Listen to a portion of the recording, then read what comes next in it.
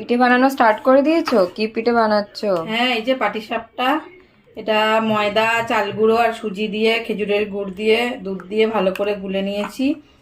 আর এখানে দেখ, নারকেলের পুর দিয়ে করব।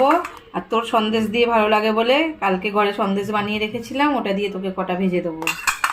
আর এখানে এই যে ঘি দিয়ে এরকম করে বেগুনের বোটা দিয়ে গুলিয়ে নিতে হয়।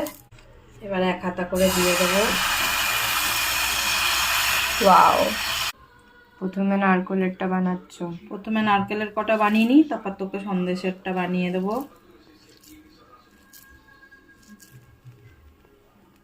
এই যে এটা একটু টানলে তারপর মুড়বো। চলো এবার তোলো।